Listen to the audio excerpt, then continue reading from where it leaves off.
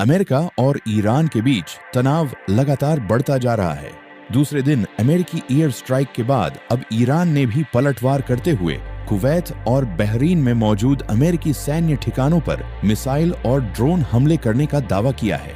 Iran की इस कार्रवाई के बाद पूरे खाड़ी क्षेत्र में सुरक्षा व्यवस्था खड़ी कर दी गई है और कई देशों में हाई अलर्ट घोषित किया गया है। ईरान के Islamic revolutionary guard corps IRGC ने बयान जारी कर कहा कि उसकी नौसेना और एरोस्पेस फोर्स ने संयुक्त सैन्य अभियान चलाया। IRGC के मुताबिक कुवैत के अरब जान कैंप और अली अल सलीम एयरबेस, जबकि बहरीन के जुफैर और शेख ईसा एयरबेस स्थित अमेरिकी सैन्य ठिकानों को मिसाइल और ड्रोन से निशाना बनाया गया। संगठन ने इसे अमेरिका की आक्रामक कार्रवाई के खिलाफ पहला दंडनात्मक जवाब बताया है। IRGC ने आरोप लगाया कि अमेरिका ने दक्षिणी ईरान के तटीय इलाकों पर हमला कर दोनों देशों के बीच हुए समझौते का उल्लंघन किया। ईरान ने साफ चेतावनी दी कि अगर अमेरिका ने आगे भी सैन्य कार्रवाई जारी रखी तो पश्चिम एशिया में मौजूद अन्य अमेरिकी सैन्य ठिकाने भी उसके निशाने पर होंगे। इससे पहले अमेरिका ने लगातार दूसरे दिन ईरान के कई रणनीतिक ठिकानों पर बड़े पैमाने पर हवाई हमले किए थे।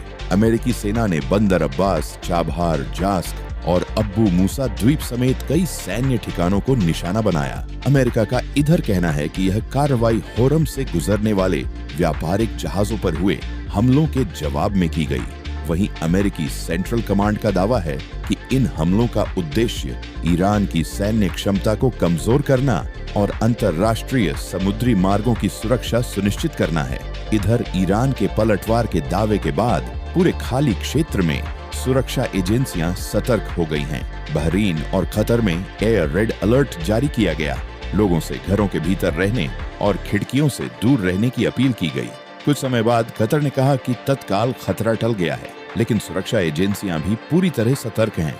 उधर कुवैत के रक्षा मंत्रालय ने दावा किया कि उसकी एयर डिफेंस प्रणाली ने कई मिसाइलों और ड्रोन को हवा में ही मार गिराया। हालांकि मंत्रालय ने यह भी साफ किया कि इनका वास्तविक लक्ष्य कौन सा सैन्य ठिकाना था और किस तरह के नुकसान की आधिकारिक पुष्टि नहीं की गई।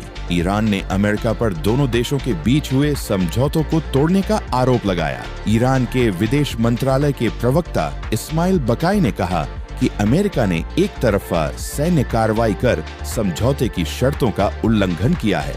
उन्होंने अमेरिकी राष्ट्रपति ट्रंप को अपराधी और हत्यारा बताया। बकाई ने कहा कि ईरान अपनी संप्रभुता, सुरक्षा और राष्ट्रीय हितों की रक्षा के लिए हर जरूरी कदम उठाएगा और किसी भी दबाव के आगे नहीं झुकेगा।